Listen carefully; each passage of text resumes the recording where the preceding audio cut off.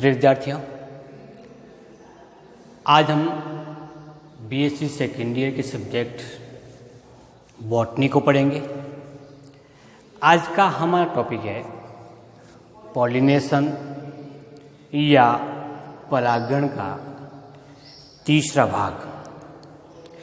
इससे पूर्व हमने पॉलिनेशन को दो भागों में पढ़ा था।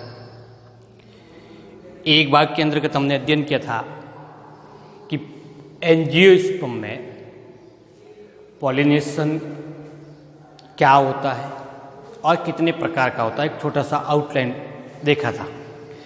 उसके अनुसार हमें जानकारी प्राप्त हुई थी कि पादपों में स्वपरागण और परपरागण होता है, जिसे हम क्रॉस पॉलिनेशन और सेल्फ पॉलिनेशन भी कहते हैं। इसके अतिरिक्त सेकेंड वीडियो के अंदर डिस्कस किया था adaptations for self pollination and cross pollination.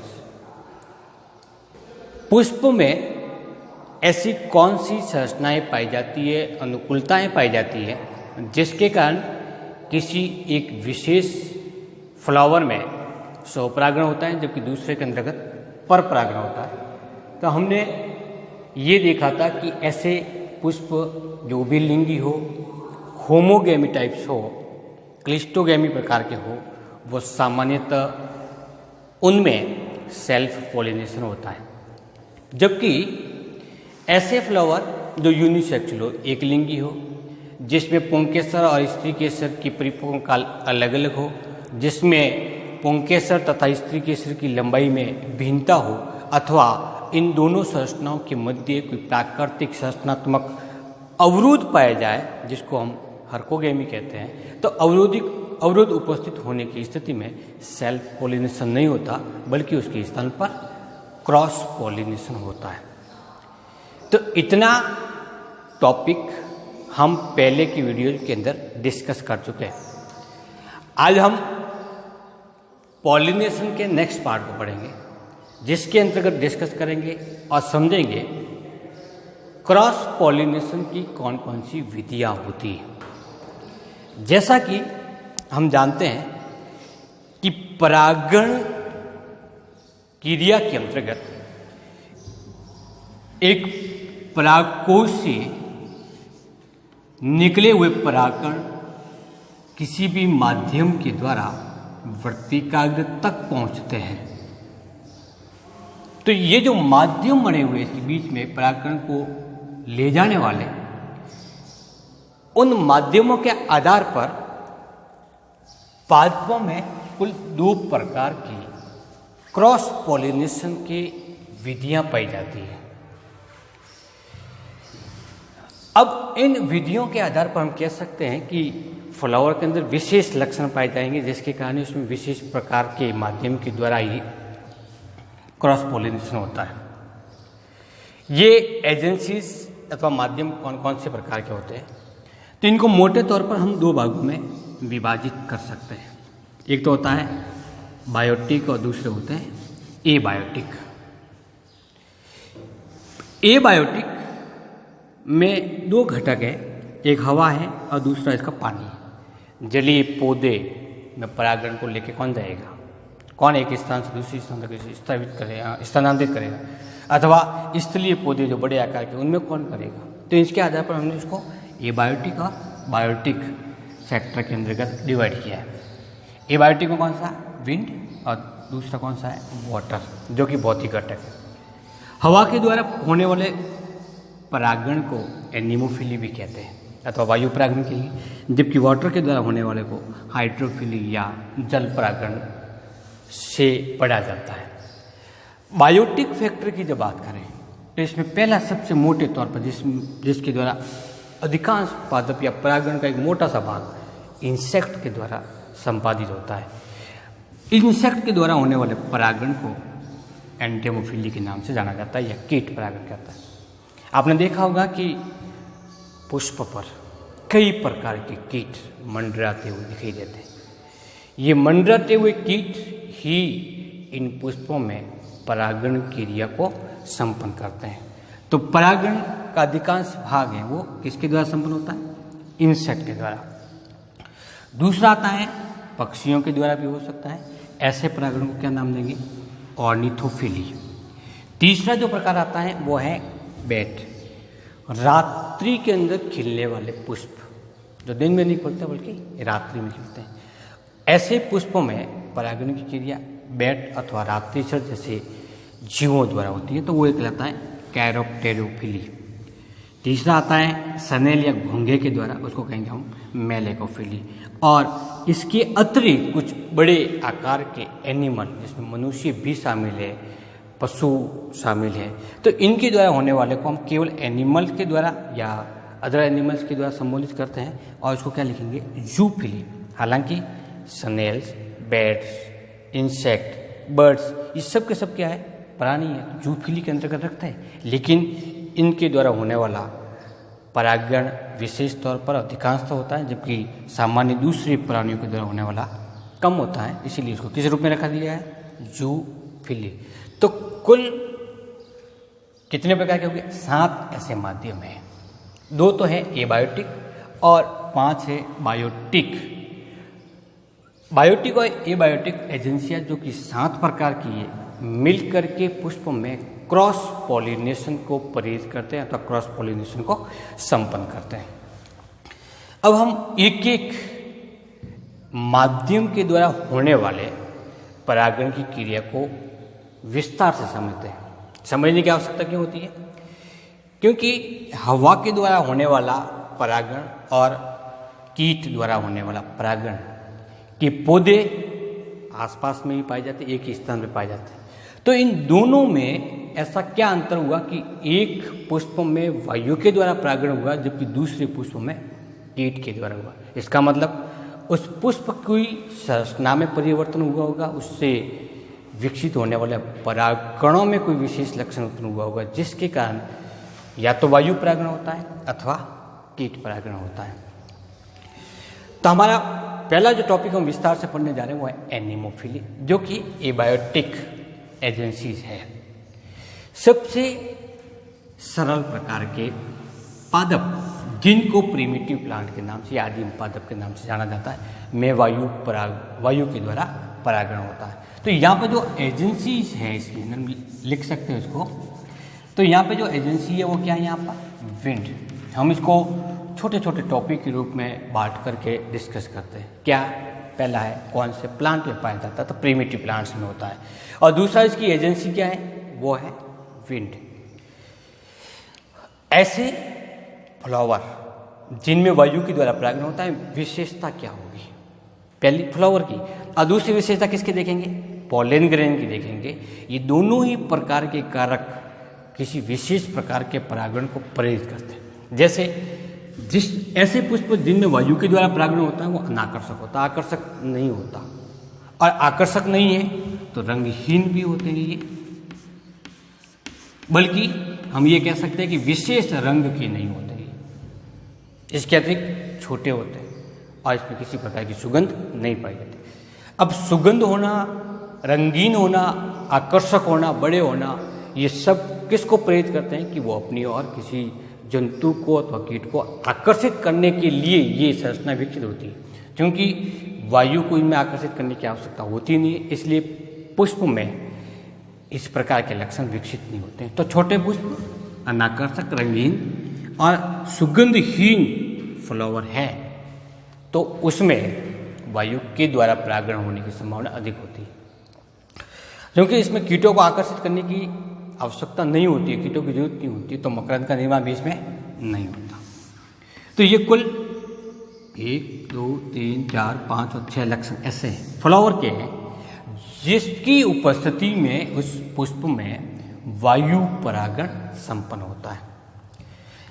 अब बात करते हैं कि ऐसे पुष्प के परागकोश में विकसित होने वाले परागकणों की क्या विशेषता होगी। तो परागकण कैसे होंगे? हल्के होंगे और असंख्य होंगे। हल्के होने के कारण वायु के साथ या वायु के द्वारा एक स्थान से दूसरे स्थान तक आसानी से उसको उड़ा कर ले जाया सकता है। यदि परागकण मोटे होते हैं, भारी होते हैं, उस स्थिति में उसका स्थानांतरण संभव नहीं होता। और दूसरा असंख्य होते हैं। असंख्य होने के कारण हवा के अंदर फैल जाएंगे, तो कुछ एक परागण वर्तिकाग्र तक पहुंचेंगे, अधिकांश के नष्ट होने की संभावना होती है, उनके परागित होने की संभावना नहीं होती। तो यदि ये संख्या कम होती है तो वायु के द्वारा परागण होने की संभावना कम हो जाती है। इसके अतिरिक्त सामान्य तौर पर ये चिकने होते हैं। इन परागण की बायोचोल पर भी किसी भी प्रकार की कोई रंगीन या रंग अथवा सुगंधित पदार्थ जैसे संश्लेषण नहीं होते, जिसके फलस्वरूप आसानी से ये वायु के माध्यम से उड़ते हुए, वायु के द्वारा उड़ते हुए दूसरे पुष्प की वर्तिकाग्र तक पहुंच जाते हैं। वायु द्वारा परागित होने वाले फ्लावर की स्टाइल या वर्तिका विशेष प्रकार की होती है। वर्तिका वो रोमिल होती है और हवा में झूलती हुई रहती है, ताकि वायु में तैरते हुए या उड़ते हुए परागकणों को आसानी से अपनी ओर आकर्षित कर सकता है। दूसरा माध्यम है जल द्वारा। इस प्रकार के परागण को हाइड्रोफिली के नाम से जाना जाता है। जैसा कि हम जानते हैं कि जलीय पौधे दो प्रकार के होते हैं। एक वे पौधे होते हैं जो जल की सतह के अंतर्गत पाए जाते हैं, यानी जल में डूबे हुए होते हैं, और ऐसे पादपों को सबमर्ज अथवा निमग्न जलीय पादप के नाम से जाना जाता है। जैसे फॉर एग्जाम्पल होता है वो सीरोटोफिलम का है। और दूसरे ऐसे पादप जो है तो डूबे हुए लेकिन परागण की क्रियाएं वो जल की सतह पर होते हैं। तो कुल दो प्रकार की परागण जलीय पादपों में संपन्न होता है। यदि वो जल के भीतर हो रहा है, उस स्थिति में पाए जाने वाले पौधे परागण की दृष्टि से उभयलिंगी होते हैं, लेकिन इसमें पुष्प होते हैं वो सामान्यतः एक लिंगी प्रकार के होते हैं। और ऐसे पौधों में मादा पुष्प कम संख्या में पाए जाते हैं, जबकि नर पुष्प होते हैं वो अधिक संख्या में पाए जाते हैं। जल निमग्न पादप जिनमें जल के भीतर परागण की क्रिया होती है, वर्तिका लंबी होती है और परिदल पुंज से बाहर निकली हुई होती है। बाहर निकली हुई होने के कारण हवा जल की धाराओं के साथ में लगातार हिलती रहती है और उसी जल के अंतर्गत प्रवाहित होने वाले विभिन्न प्रकार के परागकण आसानी से वर्तिकाग्र पर चिपक जाते हैं, उससे अटैच हो जाते हैं। इसमें सबसे बड़ी बात है कि परागकण की विशेषता, तो पोलन ग्रेन की विशेषता क्या होनी चाहिए। तो पोलन ग्रेन सामान्यतः मोमी और लेयर से ढके हुए होते हैं ताकि वो जल से सुरक्षित रह सकें, और हल्के होते हैं ताकि जल की धाराओं के साथ में आसानी से बह सके। इसके अलावा जल तथा परागकणों का अपेक्षित घनत्व एक समान होने के कारण लगभग जल के अंतर्गत घुली हुई अवस्था के अंदर पाए जाते हैं और जल की धारा के साथ में लगातार बहते रहते हैं। जैसी कोई वर्तिका इसके संपर्क में आती है, तुरंत प्रभाव से वर्तिकाग्र पर परागकण चिपक जाते हैं, फलस्वरूप परागण की क्रिया संपन्न हो जाती है। दूसरे वे पादप जिनमें जल की सतह पर परागण होता है। पादप जल निमग्न है लेकिन परागण की क्रिया कहाँ पे होगी?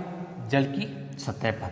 ऐसे पौधे होते हैं वो सामान्य तौर पर उभयलिंगी प्रकार के पाए जाते हैं, लेकिन पुष्प हमेशा कैसे होंगे? एक लिंगी प्रकार के। ऐसे पुष्पों में मादा पुष्प और नर पुष्पों की संख्या लगभग सिमिलर होती है। हम किसका एग्जाम्पल देखते हैं? वेलिस्नेरिया। तो वेलिस्नेरिया का प्लांट है वो, इसकी पत्तियां हैं वो फीते समान पाई जाती है और जल के अंदर पूर्ण रूप से डूबा हुआ होता है। इसके आधारी भाग से कुंडलित वृंत से जुड़ा हुआ मादा पुष्प पाया जाता है, जबकि इसके छोटे से वृंत के द्वारा नर पुष्प लगा हुआ होता है। जैसे परागकोश पूर्ण रूप से परिपक्व हो जाता है, नर पुष्प का पुष्प वृंत विघटित होने से वो पादप से पृथक हो जाता है और तैरता हुआ जल की सतह पर आ जाता है। जल की सतह पर तैरता हुआ नर पुष्प धीरे धीरे जल की धाराओं के साथ में बहता हुआ स्थानांतरित होता रहता है, और इसी दौरान जब मादा पुष्प पूर्ण रूप से परिपक्व हो जाता है तो कुंडलित वृंत बड़ा होने, लंबा होने के कारण मादा पुष्प है वो जल की सतह पर आ जाता है और जल की सतह पर आकर खुल जाता है। जैसे कोई नर पुष्प इसके संपर्क में आता है तो संपर्क में आने के पश्चात तो नर पुष्प खुल जाता है और खुलते ही इसके परागकोश की स्फुटन होने से परागकण सीधे ही वर्तिकाग्र पर स्थानांतरित हो जाता है। तो पादप तो पूर्ण रूप से जल में डूबा हुआ है, लेकिन परागण की क्रियाएं वो जल की सतह पे होता है। तो यहाँ पर थोड़े समय के लिए परागण वायु के माध्यम से वर्तिकाग्र तक पहुँचता है, इसलिए जल की सतह पर होने वाले इस विशिष्ट परागण में माध्यम क्या होगा? वायु होगा। ठीक इसी प्रकार के निम्फिया में भी कीटों के द्वारा परागण होता है, लेकिन पादप कैसा है? जलीय पादप होता है। जल परागण के पश्चात तीसरा परागण की प्रक्रिया हम पढ़ रहे हैं, वो है पक्षी परागण। पक्षी परागण को हम बर्ड पॉलिनेशन भी कह सकते हैं और ऑर्निथोफिली भी कहा जाता है। इसमें एजेंसी क्या है? बर्ड्स या पक्षी। जैसे फॉर एग्जांपल हनी बीटर एक पक्षी का होता है। इस प्रकार के परागित पुष्प की विशेषता क्या होगी? हनी ईटर छोटे पक्षी होते हैं। सामान्य तौर पर बर्ड पॉलिनेशन में प्रयुक्त होने वाले या बर्ड पॉलिनेशन को प्रेरित करने वाले पक्षी होते हैं, वो छोटे आकार के होते हैं। ऐसा सेमल के अंदर सामान्य तौर पर देखने को मिलता है। तो इसमें होगा क्या? पुष्प होते हैं वो सामान्य तौर पर नीचे की ओर लटके हुए होते हैं।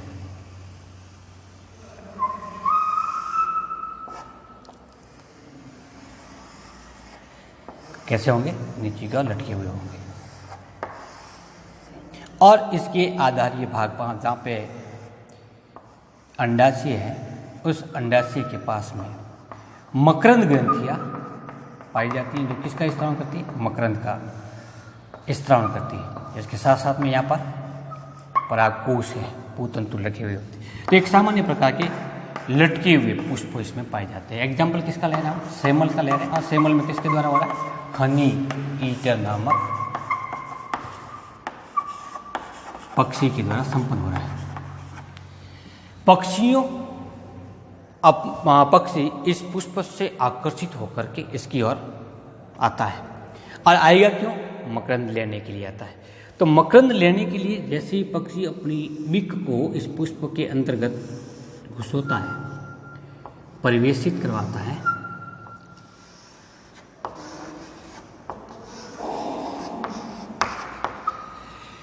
तो इसकी बिक लंबी है और जैसे ही अंदर की ओर परिवेशित करवाता है तो इसकी परागकोश इसकी बिक पर घर्षण करते हैं, जिससे परागकण होते हैं वो इसके ऊपर स्थानांतरित हो जाते हैं। क्यों अपने बिक को अंदर प्रवेशित करवाता है? क्योंकि मकरंद को लेने के लिए। और जैसे ही ये पक्षी अब किसी दूसरे पुष्प पर मकरंद लेने के लिए जाता है, उस द्वारा अपनी बिक को अंदर प्रवेशित करवाता है, उस समय उसकी वर्तिकाग्र की परिपक्व हो गया, इसलिए वर्तिकाग्र लंबी होने के कारण पहले परागकोश से पहले वर्तिकाग्र इसकी बिक से घर्षण करता है, फलस्वरूप बिक पर लगे हुए परागकण वर्तिकाग्र पर स्थानांतरित हो जाता है। इन पक्षियों की विशेषता ये हुई है कि ये हवा के अंदर उड़ते हुए स्थिर हो जाते हैं और स्थिर रहते हुए उस पुष्प से मकरंद को ग्रहण करता है। तो इसमें पुष्प की विशेषता क्या होती है? पहले सबसे पहले आप क्या देखते हैं? पुष्प की विशेषता। तो फ्लावर होते हैं वो पहली बार कि लटके हुए होते हैं, लटके हुए। दूसरा रंगीन होंगे, कि रंगीन नहीं, विशेष आकर्षक नहीं होता, उस स्थिति में पक्षी उसकी तरफ क्यों आएंगे। और तीसरा क्या होगा? सुगंध युक्त होंगे और मकरंद युक्त होता है। मकरंद व सुगंध युक्त होते हैं। इसके अतिरिक्त इनके बाह्य दल की संरचना इस प्रकार की होती है कि दल संयुक्त होकर के वो नलिकाकार पुष्प का निर्माण करता है। किसका कार? नलिकाकार। नलिकाकार इसीलिए होगा क्योंकि ये बिक अंदर प्रवेशित हो जाती आसानी से और मकरंद को ग्रहण कर लेते हैं। तो ऐसे पुष्प जिसमें नलिकाकार पुष्प और लंबे पुष्प होते हैं, जिनमें कीटों के द्वारा परागण की क्रिया संभव नहीं होती, ऐसे पुष्प में ही पक्षियों के द्वारा परागण होते हैं। परागकण होता है वो कम संख्या में होते हैं, आकर्षक होते हैं, रंगीन होते हैं और चिपचिपे होते हैं, ताकि आसानी से वो पक्षी की चोंच से चिपक जाए। यदि वो चिपचिपे नहीं होते हैं तो चिपकने की प्रक्रिया प्रभावित होती है। तो इस प्रकार से आज हमने कुल 3 प्रकार के क्रॉस पॉलिनेशन की मेथड पढ़ी है। पहली पढ़ी है वायु परागण की, दूसरी पढ़ी है जल परागण की और तीसरी पढ़ी है पक्षी परागण की। अगले वीडियो के अंदर हम क्रॉस पॉलिनेशन की अन्य विधियाँ, जिसमें सबसे बड़ा है कीटों के द्वारा होने वाला, घोंघे के द्वारा होने वाला और अन्य जंतुओं के द्वारा होने वाले परागण की विशिष्ट विधियों का अध्ययन करेंगे। नमस्कार।